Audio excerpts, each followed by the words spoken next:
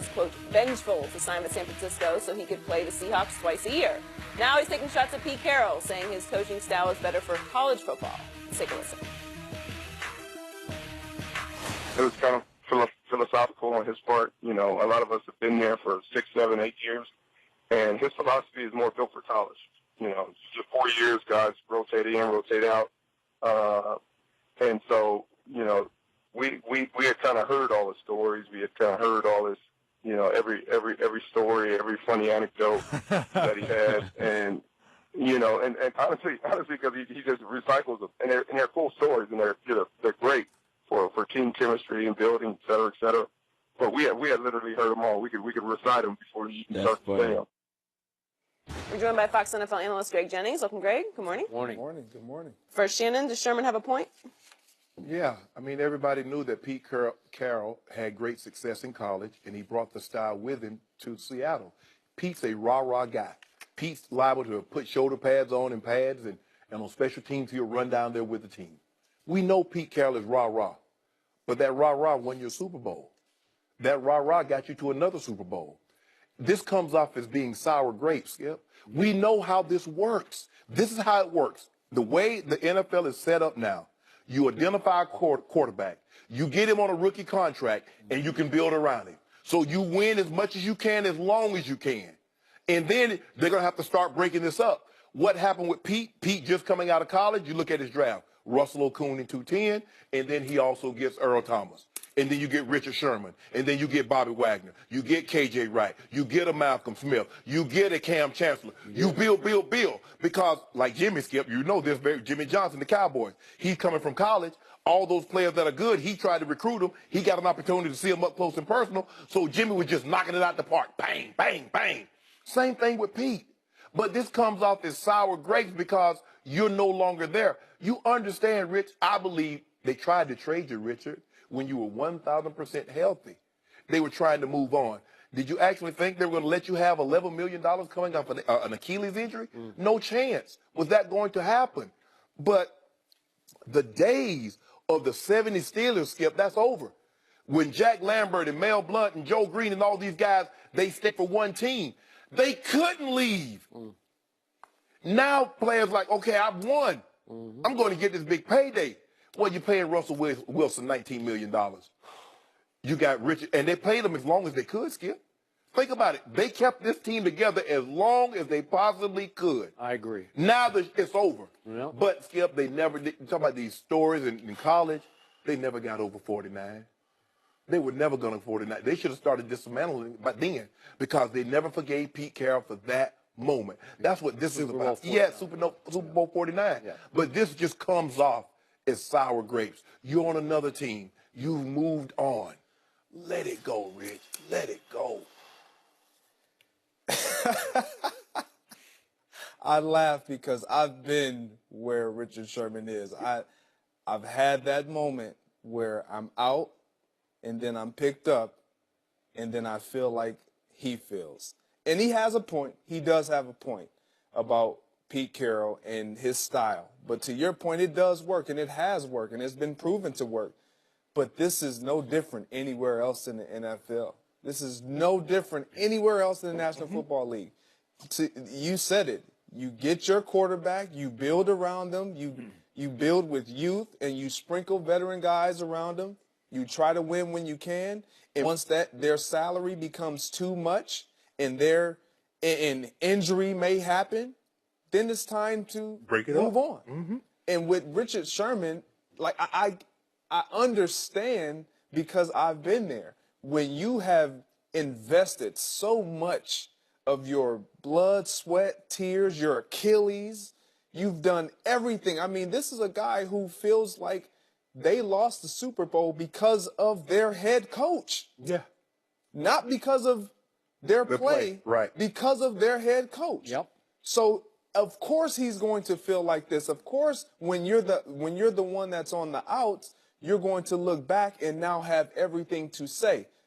You want to know how I know? Because I did the same thing. And I'm not saying that what Richard Sherman is saying it has no truth, has no merit, because he was inside that locker room. He knows and will be able to convey a lot of the feelings that a lot of other guys may share but aren't willing to say. But now that he's on the outs, he's going to let those feelings be known. And so with Richard Sherman, what he has to understand, and what I know he understands it, but right now he won't be willing to adhere to it, is that you're sour grapes, you're bitter right now because you did want to stay. Even though you had all these problems, even though you had all these issues with Pete Carroll, you still wanted to be in that Seattle Seahawks uniform. You still wanted to be within that organization, making plays, ending your career there. That's the loyalty mindset that so many players have, and it's unfortunate because it prohibits us from moving forward and making the best out of every other situation. So, I mean, he has some truth to his statement, and I understand there will be a lot more that Richard Sherman says, and I can't wait to hear it. Okay, so reiterate, you won a Super Bowl with Aaron Rodgers, obviously in Green Bay. Then you didn't win for a while. You did fine, but you didn't win another championship. And then you go to Minnesota, and what were your first emotions? My first emotions were Aaron didn't really go to bat for me. Okay. He didn't go to bat All for right. me. And beyond even Aaron, I felt like I had done so much. And they talk about loyalty and family and all that, and it's like it sucks you all in the moment. And then the moment they have to release or remove family from the equation, they expect you to have forgotten about all of this that we've done together and to just move on. And you have to be able to do that because that's the business. Any issues with Mike McCarthy as you left? No issues with Mike McCarthy as I left. I mean, I've said things about his play calling style when he gets the lead, but we said that when we were there. Okay. But it all comes out when you walk away and you're no longer back in those halls, in that locker room, in those meeting rooms, and you're not making plays for that organization anymore. Your feelings and emotions are going to be vomited out. Well, so that's the perfect verb to use. So, to me, Richard Sherman is going to miss playing for Pete Carroll because no coach in college or pro football gives his players as much leeway as Pete Carroll gives his players. That was at USC and at Seattle. Great point. It's his coaching style. I'm going to let you guys be you. I'm not going to ride herd over you. I'm not going to try to impose my will on you. You speak to the media. You speak out. You can speak against me, and I'm not going to call you in or reprimand you for that. Until Richard finally walked up to Pete Carroll during a game and said, you will not throw the football down there again at the goal line. Remember that? That was like the flashpoint. I think that was the turning point where Pete Carroll said, I have created a monster and he's devouring it, right?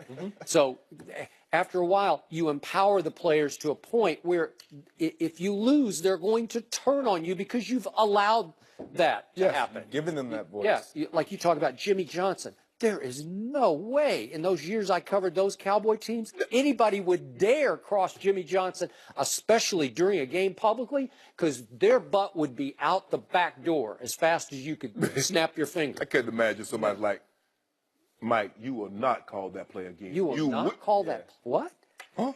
Okay, but some of the responsibilities on Pete Carroll, because that's how he ran the ship. Yeah, it's okay. It's a great way to run it as long as you win.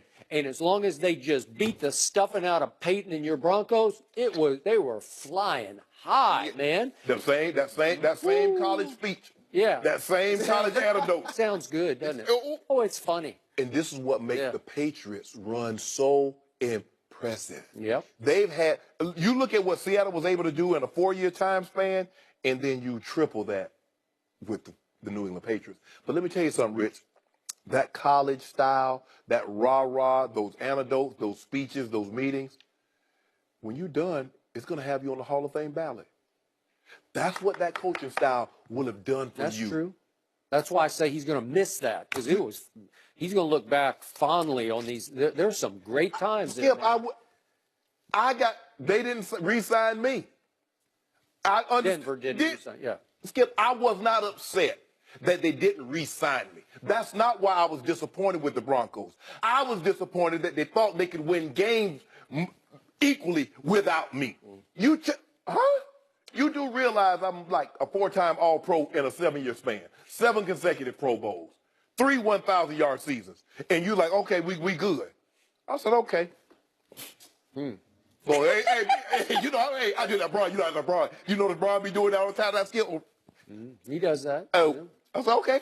Oh, Shea got a little something up there for you. Yep, Look, he did. Every player has an ego, and every player has pride about themselves and what they bring to an organization, to a team, to a side of the ball. Right. And just like you, when I left Green Bay, I felt like, and I didn't wish anything bad on the guys in that locker room. No. But I knew what I wanted to see was them struggle without me. Bottom line, you just do, because you feel like you need for people to see that you meant more than what they were willing to say you meant. And anytime you leave, your mentality is one of, I want to either get back at this team or you leave on good terms, but you still want to see that they miss you. Bottom line, I don't care who you are, you want to see that you are missed. And Aaron Rodgers is going to play the rest of his career without winning another Super Bowl without that man. You know, Say how's that it. gonna make Aaron Rodgers You said it. There's a whole lot of petty going on right now. O'Shea, you know me, Skip, second game of the season, catch the game-winning touchdown. Oh. That's O'Shea Sharp was showing he could do a little something. And guess what happened? in Baltimore. Yeah, Right? Baltimore. Yeah. And guess what happened, Skip? Guess who we draw in the wild card game? Who you draw? The one Denver Broncos. Huh? And O'Shea caught over deflected pass. Really? Hit him with the deuces on 95. Really? Pick him up, put him down. Right up their sideline. Deflected pass. You weren't done with them, though. Huh? No, I wasn't done. No, because I didn't have no problem. Baltimore secured me forever. I won a lot of champions. He got a cop. Oh, yeah. When the Ravens said, hey, this is what we, huh? I told my agent, you should have signed that contract. Don't call me with this, because I ain't going Get that petty nowhere. out your soul. Yeah. Thanks for joining us. Is it panic time for the Cavs after another loss? We'll discuss that with Chris Broussard next.